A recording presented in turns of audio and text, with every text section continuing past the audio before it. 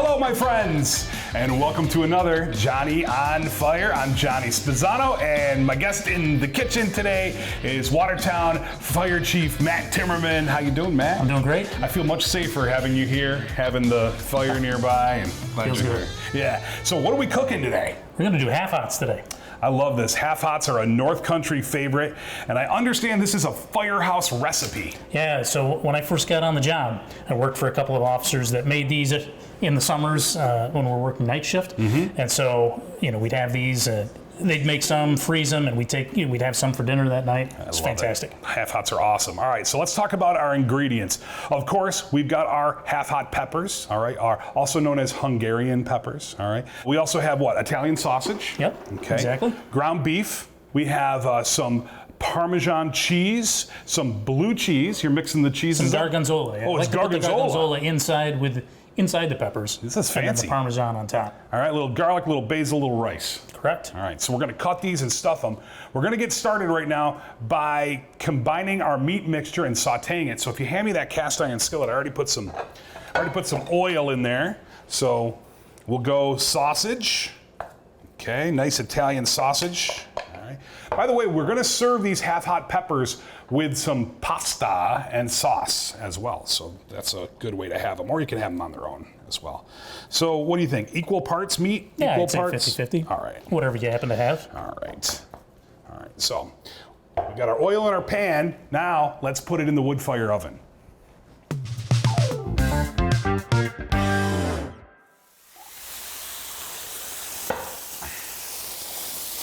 It's great, Johnny. It really does.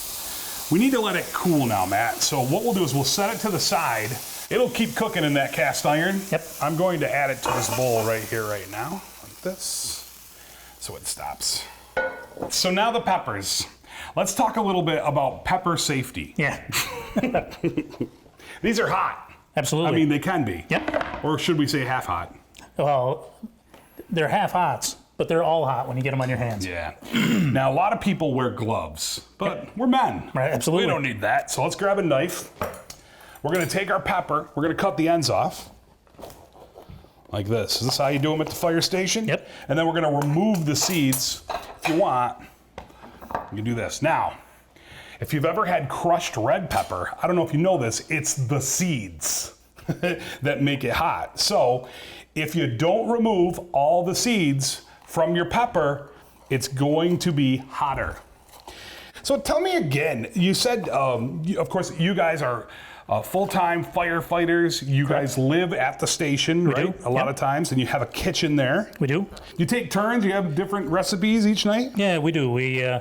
There's some guys that really like to cook, other guys that will cook occasionally, and others that we don't let in the kitchen. You know what? It sounds like it would be a good spin-off show. It'd be fire, cooking with fire at the fire station. Right. Each night, a different firefighter could prep a meal.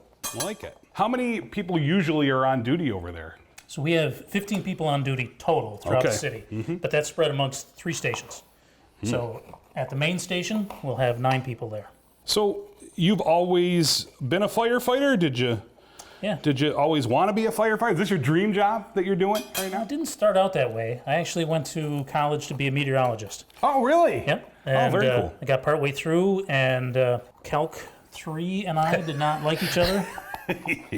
So it was about that time that I took a EMT class Okay. and kind of got hooked on that and joined my local fire department. That was back in, oh man. Long ago. Yeah, that was a long It was a time long ago. time That was ago. like 1993. And look at you. Now you're the fire chief. Yes. Yeah. And I know we're going to be talking a little bit about fire safety while you're here. We have to. Absolutely. Because that's a responsible thing to do. And he brought a fire extinguisher Just in case. and a smoke alarm, which we've been known to set off here at the Johnny on Fire kitchen. All right, so we've got our peppers prepped. So now we're going to have to take our stuffing and combine all of our ingredients for our half-hot dish.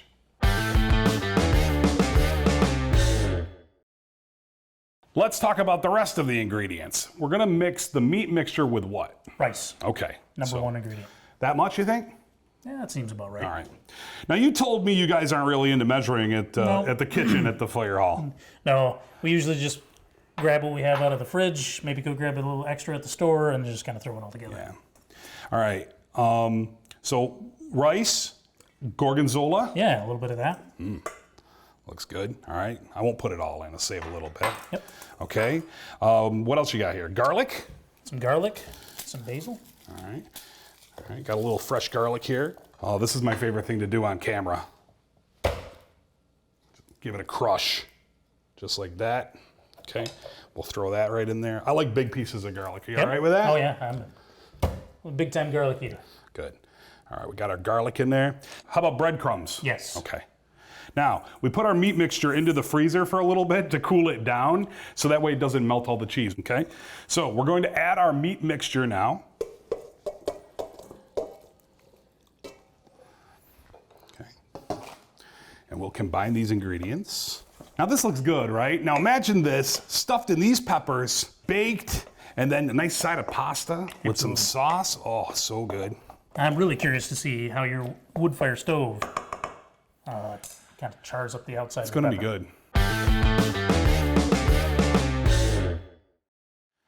All right, so last thing but not least, we're going to throw our eggs. Now you can throw a number of spices in as well. The eggs do what? Just kind of bind everything together. Bring it all together, right?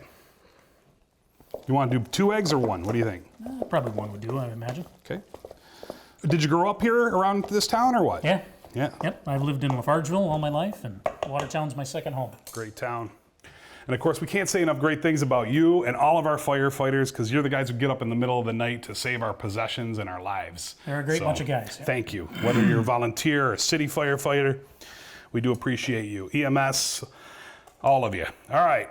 How do you like to stuff these? What do you do? I got a fork over there. Yeah, let's do that. That's easy. Okay. Give you that. Hand me one more. Or go ahead. You can show them how to do it. Okay. Show us how to do it. And the longer one's a little more difficult. You got to kind of pack it in there good. So keep in mind, we cooked all this up. I've seen people do it before where they put the raw meat inside. I don't advise that. So what we're gonna do next is once we get these stuffed, we're gonna bake them until they get soft and golden brown. They do smell good already. Yeah, throw it right in this pan if you want. I'll grab a fork and help you, my friend.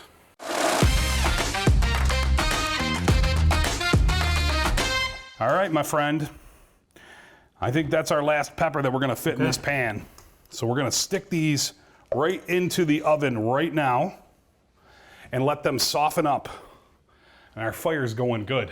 What do you think of that fire? I like it a lot. You like that? All right.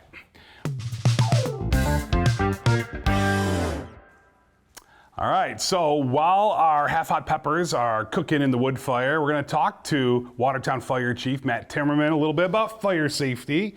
Of course, you brought some of the tools of the trade. I did. Should everybody have one of these in their home? Absolutely. Every kitchen especially. So just a small 2.5 pound extinguisher just like this is perfect for your kitchen. Mm-hmm. Get one, put it in a cabinet somewhere where you're familiar with it, and it'll be there when you need it. It can save your whole house from burning down. Absolutely, yeah. Right? Yeah, there's lots of ways you can put out fires in the kitchen, with lids. You want to be careful about putting water on grease fires in the kitchen, but something like this is perfect. So scary thing is, yeah, you've got a pan, it catches on fire. First thing you want to do is spray water on it or throw water on it. That can actually spread the fire. Absolutely. A lot of times when we see a pan that has oil in it that catches fire, by the time we get there, the kitchen's already burned up. But we can often see where somebody they've realized they've got a fire in that pan. Their first intention is to take it over to the sink, put water on it, grab it, even with pot holders. They usually only get a couple of steps away from the stove before they realize it's too hot, and then you drop it and then boom. Yeah. You get really bad burns. So one situation turns into a more worse scenario. Yep, so. absolutely. So if you had an extinguisher or a pan lid, something like that, that would take care of that problem right off the bat. All right, the next tool of the trade. Probably the most important one, smoke alarms. About half the fire deaths in the country come from houses that don't have functioning smoke detectors. Super critical. This is the single most important thing you can do to improve your chances of surviving a fire. A lot of problems that we see is that, number one, sometimes the batteries go bad, and we're getting away from that with the lifetime batteries inside the detectors. But the other issue is sometimes we put them in the wrong spot. So especially in a kitchen, if we put the smoke detector right above the stove, we're going to get a lot of nuisance activations. And when the smoke detector is a nuisance, what do? We take it down. Right. Or take the battery out. So yeah, exactly. Right. So it's critical to put it in the right spot. Yeah.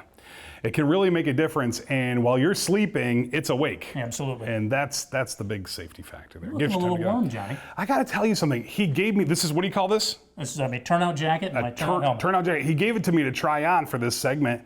This is heavy. Do you know how much it weighs? That's probably about 25 pounds. I feel it weighing me down.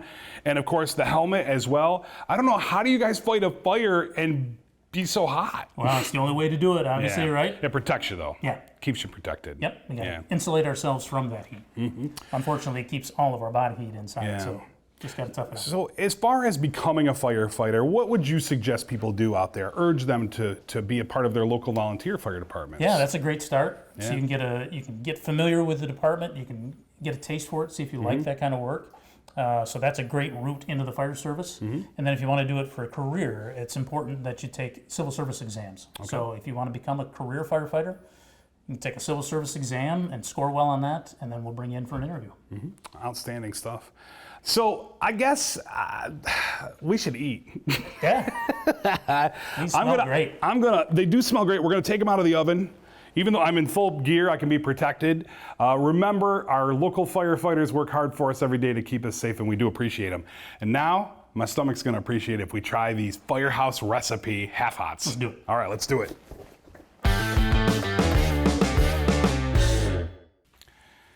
All right, Chief, I think they're ready. Yeah. Let's get them out. All right, let's see. Oh, half-hots, looking hot. Look at that. They look awesome. Which one you want? I'll take this half. All right, half the pan. All right, so just so you know, I also I made up some pasta for us to have along with our half-hots, just to do it right for you, sir. I ain't gonna lie. Yeah. These are the best looking half-hots I've ever seen. Really? You may actually have ruined me for regular autos. Thanks. All right, so I'll wait. We'll put the half-hots on the plate, and then we'll sauce. All right, I feel like this one. You like a little caramelized. That's great. Okay, and I'll take this one. Okay. All right. We'll sauce them up. You get that cheese ready, Matt. Will do. Okay.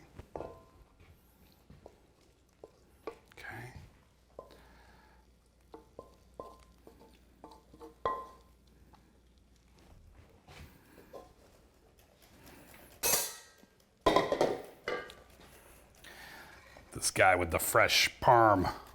Say when. Perfect. Wait. Good. I'm just kidding you. All right. These are half-hots, friends, and they're just delicious. So we're gonna try them out. And again, these are the Firehouse recipe, straight from the Watertown Fire Department. And here we go.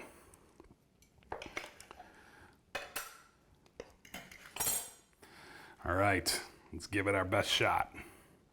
Cheers. Cheers. Nailed